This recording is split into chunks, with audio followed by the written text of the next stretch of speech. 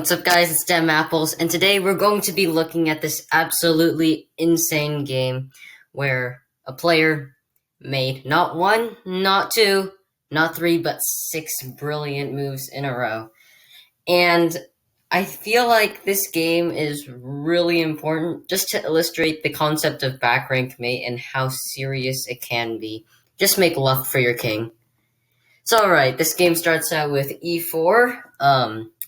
Very common, most common opening move, e5, knight f3, d6. This is the Philidor defense, and white goes for d4. This is the most principled and strongest response to the Philidor. White targets the black center immediately. Now, you might know the opera game where some people played bishop g4 against Paul Morphy and lost in terrible fashion. Here, black plays the best move, pawn takes pawn, and after knight takes pawn is the usual move nowadays, and it's the slightly better move. But queen takes d4 is definitely playable as well. You're saying, like, you bring out the queen early, and so black attacks it right away. But, white's like, nope, I'll pin your knight so that you can't take my queen. Black is trying to take the queen, but the sound is coming out, and it's like, and so it's not working. Right, so he breaks the pin first. Now black is threatening to take this queen. Bishop takes knight, just getting rid of that threat altogether. Bishop takes bishop, and now white plays knight to c3, just developing another piece covering his pawn. But keep in mind, this position is very in the balance. Knight f6, applying pressure on the pawn, developing. Black's only small problem is this bishop. It's got some development issues because of this pawn on d6. White has a pretty nice grip on d5, and so this pawn isn't moving anytime soon. So castles, and black goes for bishop e7. Black's position is passive but perfectly fine. And now white goes for this interesting move, knight to d5. I feel like this move was a little bit rushed and a bit unnecessary. White just chucks the knight in here for, honestly, absolutely no reason. Like, he should just continue with his development. Go b3, bishop b2, and just try to put something on this diagonal, and maybe then go for knight d5, because after black castles, or presumably so, the g7 square is going to be really weak, and black can't even take back because he's going to get mated. But knight d5, not a terrible move. Forces a response out of black because this bishop is hit and you don't want to lose it or keep this knight here for too long, because after something like c4, things could get pretty nasty. So the knight is taken off the board right away. Pawn takes bishop, and after this, black castles. And now white goes for bishop g5. Just an active square for the bishop, but albeit also, like, unprincipled. The bishop can kind of just be kicked right now, and white doesn't have much. White didn't really accomplish much from this bishop sortie. So, I mean, he's not even pinning anything either. So this move was kind of pointless. Now, black really should have gone h6 here, and you'll definitely see why later. But always make left for your king. Go c6, though, trying to break apart the center, so that eventually, possibly, this bishop can maybe do something. I'm not sure. And now white goes for this interesting move, c4. I don't really like this. I feel like white had more chances after a pawn takes pawn, and then playing against these pawns. Computer is saying queen a4, just putting pressure on them. Just creating an imbalance. But white wants to play a very simple position. Go c4. Pawn takes pawn, and now black goes rook e8. White copies him with rook to e1. And as you can see, it's a very boring game until the brilliant moves start coming in. So we have pawn a5. Black is just trying to gain a bit of space. Maybe he's going to go b5, a4, a3, and try to make something happen on the queen side. And now white goes for a great plan, I feel like. He goes for rook e2. And the point is very simple. He just wants to dominate the e-file. and make it awkward for black to trade off rooks. Now the computer is telling black to act quickly and just trade off these rooks immediately before anything gets worse, and then black will have a perfectly fine position. But black dilly-dallies a little and goes rook c8, just moving the rook to an open file because that's where rooks belong, right? Well, he waited a bit too long, and now white has total control over this file. It's definitely still fine for black, but after black's next move, queen to d7, things go downhill very quickly. So first of all, white chops off this knight. Now, it's very important that this knight is defending this rook. You'll see why soon. Now, the best move here is actually pawn takes. And while this looks bad for black, well, that's because it is. This isn't really the greatest pawn structure ever, and after something like h3, white can try to put something on f5 in the future, maybe consider some sort of rook lift to the king side, transfer all these pieces to the king side, and try to conjure up some attack. But black can probably try to defend, moving his king over, moving the rook over, and only one person's having fun here after something like bishop f8, and it's definitely white, but black is hanging on. Instead, black goes for bishop takes bishop, which is just a blunder, and even the computer doesn't realize it yet. But white plays queen g4, the first brilliant move. The point is simple. If queen takes queen, well, we have a simple back rank checkmate. So black is like, no. And now he realizes that these rooks are also seeing each other, right? So he's got to protect this rook in some manner. Goes queen b5, keeping an eye on the rook. That's pretty much the only way he could have done it. Queen d8 loses material. Queen a4 just hangs a queen. So don't do that. Queen b5. And now white goes for queen to c4, hanging the queen in two different ways, yet none of them work.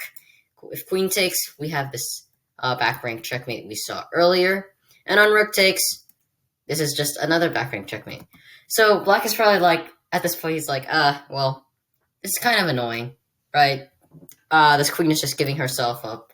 But there's no reason to panic, as long as we protect our rooks. So he goes queen d7, and this looks like a very secure configuration. Like, everything's protecting each other.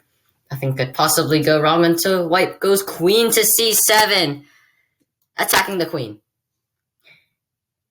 Which is really annoying for black, because, again, he can't take, because white takes here, and it's mate. And if he takes here with the queen, well, this is also just checkmate. So black is still annoyed. He's like, well, I still have to protect this rook, because there are two attackers and one defender. It's also worth noting that black can't be like, oh my gosh, I'm going to sacrifice my queen and checkmate you, because at the end of the day, white has a knight here, and it's just going to take the rook. So, none of these tactics are working out for black. So black just protects his rook, and he's like, well, do something about it, right? And now even the computer doesn't believe white has something, but soon it does. White goes a4, another brilliant move. It's still kind of a queen sacrifice. The queen is still hanging, but again, it still doesn't work. And so, again, white's only aim is to kick this queen from the defense of this rook, because then he'll just simply win it, right? And so, queen can't go here, queen can't go here, and there's no other square to go to but taking this pawn. Now, if black ever goes for something like rook e2, white wins with queen c8, and after anything blocks, he just takes, and there's X-ray protection on the queen.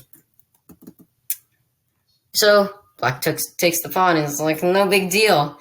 Now the computer's top choice right now on this low depth is queen takes pawn, which is kind of funny, but white has a better move. And this move, just seals it. Rook to e4, another double attack on the rook and the queen. And now black has a real problem. He can't defend everything anymore. again, he still cannot take this rook because there's still this X-ray back rank mate, right? And so he can't take with the queen either because white will take back, and he still cannot take because his rook is hanging. So he goes queen b5 for like the 10th time ever. It's like, finally, all my problems are solved. White has nothing. He can't push my queen around anymore. Until white takes this pawn. And here black resigned, actually. Because he realizes, after this final 6th brilliant move, that he cannot move this queen off of this diagonal. But at the same time, he has to, because he has to protect this rook. But unfortunately for him, all these squares are covered. Here, here, and here. By everything. And again, he can't be like, oh my gosh, I'm so smart, you're getting back rank mated. No, because there's a knight here. Which is just so unfortunate for Team Black. And so, after this queen takes b7, again, the queen is immune. Because of back rank checkmate. Black resigned the game. And so, one of the key takeaways from this game, Black played it pretty much fine up until, I'd say, rook c8. He should have been aware of the danger on the e-file and just try to exchange off these rooks immediately, but it's kind of a hard thing to do in the moment. Also, when you got less space, generally you want to exchange pieces, and so here white has this pretty oppressing pawn.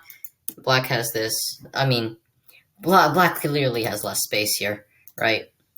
And so, like, white's even got pieces in black's territory. Black should be aiming to exchange off pieces, and honestly should have done that earlier instead of going a5. But we should learn also here that all the way since back here, Black, or even since bishop g5, Black has had the opportunity just to kick the bishop simply, forcing it back, and then just going on with his plan of c6 or whatever he wanted to do. Because now his king has a flight square, you know? It's pretty nice. And of course, after something like h6, white does not want to give up his bishop for the knight right now. The bishop is pretty powerful on this diagonal. And after the queen moves, saying here, black can go for something like a6, it's saying, and then probably just gain space on the queen side, or just like grab this pawn. So black would be doing perfectly fine here. And so, like, when you have an opportunity, whether it's a pin or not, just kick the bishop once. Now, try not to kick it twice. This could possibly be weakening to your position and leave you vulnerable to pawn breaks like h4 and f4. This is very typical in these kinds of positions with e4, e5. But just move the pawn once and then go along with your day. In fact, black has a pretty nice tactic here, just right here, to exchange off some pieces since he does have less space and get a better position, because center pawns are worth more than flank pawns, and black is doing pretty decently here. So, always go h6 before embarking on any sort of weird attack you want to do.